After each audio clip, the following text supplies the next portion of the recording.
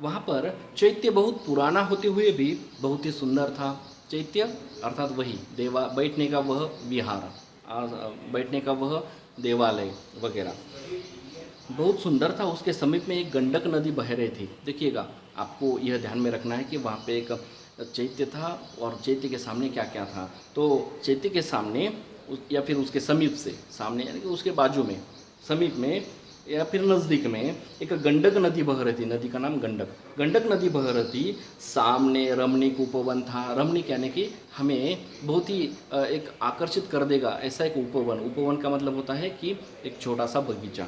तो ऐसा उपवन था, उसमें हर रंग के रंग बिरंगे ऐसे फूल लगे हुए थे या फिर खिल रहे थे खिल रहे थे उस बगीचे में।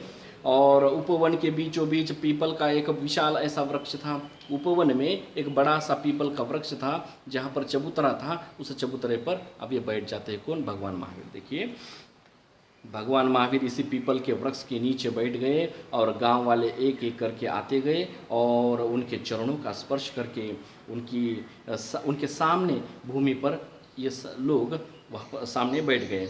कौन? गांव वाले। थोड़ी ही देर में वहाँ सारा गांव एकत्रित हो गया और भगवान महावीर ने उन्हें धर्मोपदेश दिया। गांव वालों को उनका उपदेश अच्छा लगा। थोड़ी देर में अब धीरे धीरे सभी लोग वहाँ पर आने लगे, भगवान महावीर के सामने बैठने लगे। फिर भगवान महावीर ने अपने विचारों को उनके सामने प्रस्तुत करना शुरू किया और अपने विचारों से उन गांव वालों को मंत्रमुग्ध किया। गांव वालों को बहुत अच्छा लगा कि इनके विचार बहुत अच्छे हैं, है ना। बुरे विचारों को बाहर निकालने के लिए उन्होंने उपदेश दिए और इस प्रकार उनके विचारों गांव वालों को अच्छे लगे। आगे क्या होता है देखिए कि उपदेश की समाप्ति पर भगवान महावीर ने लोगों से अपने अपने घर जाने के लिए कहा था, पर वे अपनी जगह से हिल तक नहीं रहे थे। कौन? ये लोग। तो गांव वालों ने उनसे गांव में चलने का गांव वालों ने उनसे गांव में चलने का भगवान महावीर ने कहा कि अब यह जो विचार की सभा थी, यह विचार सभा खत्म होने के बाद या फिर समाप्त होने के बाद भगवान महावीर ने उन गांव वालों को कहा कि आप अपने अपने घर पे जाइए। लोग वहाँ से हिल नहीं रहे थे उस सभा से। तो भगवान महावीर ने पूछा कि क्या वजह है? तो लोगों ने कहा आप भी हमारे साथ में गाँव में चलिए। क्यों? अब देखिए, भगवान महावीर ने इनकार कर दिया गाँव में आने से। गांव के मुखिया क्या बोलते हैं कि प्रभु, इस चैत्य में एक राक्षस रहता है और वह बहुत निर्दयी है। जो भी रात में यहाँ पर ठहरता है या फिर इधर से कोई गुजरता है तो वह उसे मार डालता है। भगवान महावीर ने यह सुन लिया। आगे क्या होता है? भगवान महावीर उनकी बात सुनकर मुस्कुराए और बोलते हैं, क्या बोलते हैं देखिए, यह बात बहुत ही महत्वपूर्ण है। भगवान महावीर बोलते हैं, तुम मेरी चिंता मत करो, वह मेरा कुछ भी अहित नहीं कर पाएगा। इतना कहकर वे समाधि लगाकर बैठ जाते हैं और गांव वाले दुखी मन से वहाँ से लौट जाते हैं। कुछ समय के पश्चात अंधेरा हो गया। शूलपाणी बाहर से लौट आया और उपवन में एक व्यक्ति को समाधि लगाए हुए देखकर वह चौंक गया। क्रोध से उसकी आंखें लाल हो गई और वह भगवान महावीर को गालियां देने लगा। कौन? यह राक्षस। उसने उन्हें जान से मारने की भी धमकी दी थी। भगवान महावीर पर इसका कोई प्रभाव नहीं पड़ा और वे समाधि में लगे रहे, बैठे ही रहे। उन्होंने एक बात तक नहीं छेड़ी उस राक्षस के साथ में। क्रोधित होकर शूलपाणी ने कौशिक नाग से कहा। शूलपाणी के साथ में कौशिक नाम का एक विषैला नाग रहता था और उस नाग को आदेश देता है यह राक्षस। क्या देता है देखिए, क्रोधित होकर शूलपाणी से उस राक्षस ने आदेश दिया, शूलपाणी ने आदेश दिया कि तुम इस दुष्ट महात्मा को काट लेना। तुम इस दुष्ट महात्मा को काट लो, यानी कि भगवान महावीर को काटो। कौशिक फुफकारता यानी कि फुसफुस ऐसे आवाज़ निकलता है ना, सर्प यानी कि नाग, तो वैसे। तो कौशिक फुफकारता हुआ भगवान महावीर की ओर बढ़ चला। तभी भगवान महावीर ने शांत भाव से उस कौशिक की तरफ देख कर कहा, क्या कहते हैं भगवान महावीर, ये सबसे महत्वपूर्ण है और सुन लीजिए और आप भी पढ़िए, उसके नीचे अंडरलाइन करके रखिए। वह भगवान महावीर उस कौशिक को कहते हैं, कौशिक ज़रा सोचो तुम क्या करने जा रहे हो। ऐसा करने से तुम्हें क्या लाभ होगा, यानी कि मुझे डसने से तुम्हें क्या लाभ होगा कौशिक, ये तुम क्या करने जा रहे हो। ऐसा भगवान महावीर इस सर्प के साथ में बात करते हैं। बहुत ही शांत स्वभाव से बात करते हैं। कौशिक सुन लेता है। देखिएगा, प्राणी तक को यह बात समझ में आ जाती है। इसका मतलब प्राणी भी हमसे बहुत समझदार होते हैं, है ना। और ये राक्षस मात्र समझ में नहीं आ रहा था उसे कि, और या फिर राक्षस उन भगवान महावीर को भी समझ नहीं पा रहा था कि ये तो बड़ी आत्मा है, एक परम आत्मा है, एक ईश्वर की आत्मा है, तो इनके साथ में दुष्ट विचार या फिर बुरा रहना बहुत ही बुरी बात है ना। तो ये उसे समझ में नहीं आ रहा था, वो अहंकार में बढ़ते ही जा रहा था उसके विचार, और अहंकार उसके मन में बढ़ते ही जा रहा था, क्योंकि उसके सामने भगवान महावीर उसे डरे नहीं, उसके सामने खड़े भी नहीं रहे, इसलिए उसका अहंकार और भी बढ़ रहा था और उसका क्रोध भी बढ़ रहा था। क्या होता है आगे देखिए। कुछ समय भगवान महावीर की अमृतमय वाणी सुनकर सर्प सम्मोहित हो जाता है। सर्प को समझ में आई बात, और वह जहाँ का तहाँ रुक गया। जहाँ तक आया था वह सर्प भगवान महावीर की तरफ चल रहा था, यानी कि उनकी तरफ आ रहा था, तो सुनते ही वह वहीं पर रुक गया। शूलपाणी और भी अधिक क्रोधित हो उठता है। वह चिल्लाता है, कौशिक, तुम इस दुष्ट महात्मा के कहने में क्यों आ रहे हो? क्या इसी दिन के लिए मैंने तुम्हें पाला पोसा है? मैं नहीं जानता था कि तुम इतने धूर्त निकलोगे। अब मैं स्वयं इसका वध किए देता हूँ, यानी कि वध करता हूँ। देखो ये सर्प ने भी उसकी बात नहीं सुनी, इसलिए उसे और भी क्रोध आता है इस शूलपाणी राक्षस को। और वो क्या करता है शूलपाणी राक्षस कि शूलपाणी ने अपना शूल उठाया, जैसे ही उसने भगवान महावीर पर आक्रमण करना चाहा, कौशिक नाग ने उसे ही डस लिया। कौशिक नाग उस पर ही उसे ही डंक मारता है और उसी पर झपट पड़ता है।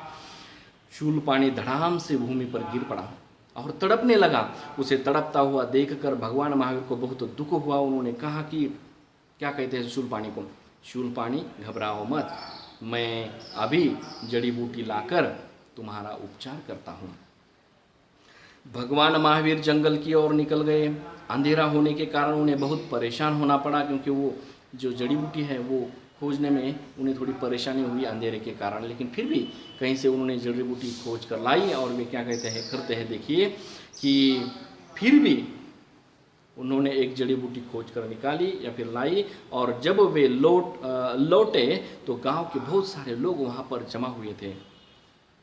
भगवान महावीर ने जड़ी बूटी घिस कर शूलपाणी को उपचार किया और उपचार करना आरंभ किया। तो गांव के मुखिया ने कहा कि भगवान इसे ना बचाएं, यह हत्यारा और पापी है, यह निर्दोष लोगों को सताता है, अतः इसे मार देने में ही भला होगा, यानी कि फायदा होगा, यानी कि इसे मार दो। भगवान महावीर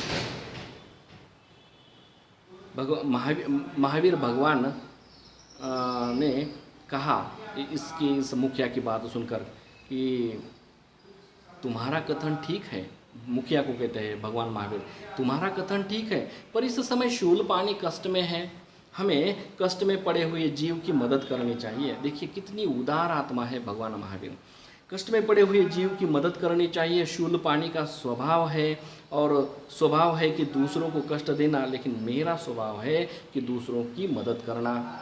इसलिए हर एक व्यक्ति ने, अब इससे हमें बोध होता है कि हर एक व्यक्ति ने अपना जो कार्य होता है, अपना जो स्वभाव होता है, उस स्वभाव को छोड़ना नहीं। कौन सा स्वभाव को? बुरे नहीं, अच्छे स्वभाव को। भगवान महावीर की इस वचनों को सुनकर हमें लगता है, या फिर हमने यह बोध लेना है कि हमने भी हमारा अच्छा स्वभाव नहीं छोड़ना है। कौन सा अच्छा स्वभाव? कि दूसरों की मदद करना। तो दूसरों की मदद करना, यह बोध हमें भगवान महावीर यहाँ पे देते हैं। आगे देखिए, लोग चुप हो गए। कुछ ही देर में शूलपाणी स्वस्थ हो गया। वह उठकर भगवान के चरणों में गिर पड़ा, और क्या बोलता है वह? यह शब्द सबसे महत्वपूर्ण है। वह बोलता है, यानी कि राक्षस बोलता है, प्रभु मुझ अज्ञानी को आप क्षमा कर दो। मैं बहुत बड़ा पापी हूँ, मैं जानता हूँ कि मेरे अपराध क्षमा करने के योग्य नहीं हैं। अब मैं आपकी शरण में आया हूँ, आप जो चाहे सज़ा दे सकते हैं मुझे।